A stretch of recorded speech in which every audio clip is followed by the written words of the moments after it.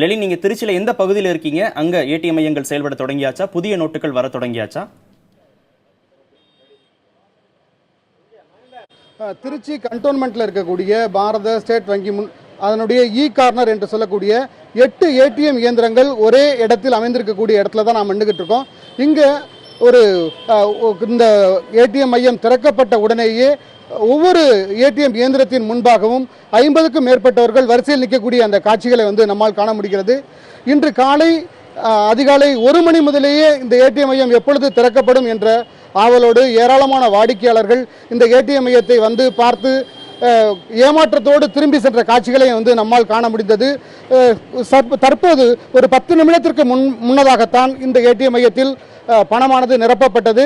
அந்த பணம் நிரப்பப்பட்டவுடன் ஒவ்வொரு வாடிக்கையாளர்களாக அந்த ஏடிஎம் இயந்திரத்தை அணுகி 2000 ரூபாயை மட்டும் பெறக்கூடிய முயற்சியில் ஈடுபட்டுக்கிட்டு இருக்காங்க.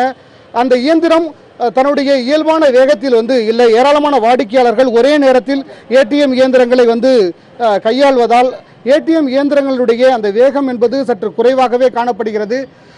எனவே பொதுமக்கள் 5 நிமிடம் ஒரு நபர் 2000 ரூபாயை பணம் பெறுவதற்காக காத்திருக்க வேண்டிய ஒரு சூழலை நம்மால் பார்க்க முடிகிறது. அதே போல இந்த ஏடிஎம் இயந்திரத்தின் மூலமாகவே பணத்தை தங்களுடைய வங்கி கணக்கில் செலுத்துவதற்கான முயற்சியிலும் வாடிக்கையாளர்கள் ஈடுபட்டு கொண்டிருக்கிறார்கள்.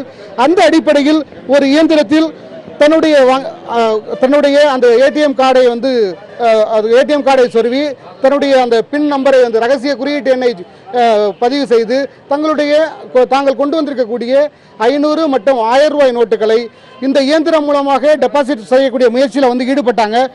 அது பணத்தை உள்வாங்கி கொண்டு அவர்களுக்கு உரிய அந்த பதிலை உங்கள் பணம் பெற்றுக்கொண்டோம் என்பதற்கான ஆதாரத்தை அந்த ரசீதியை கொடுக்காமல் இயந்திரம் பணத்தை உள்வாங்கி கொண்டது. எனவே இந்த பணம் அவர்களுடைய வங்கி கணக்கில் சேர்ந்ததா என்கின்ற குழப்பத்தில் வாடிக்கையாளர்கள் இருக்காங்க.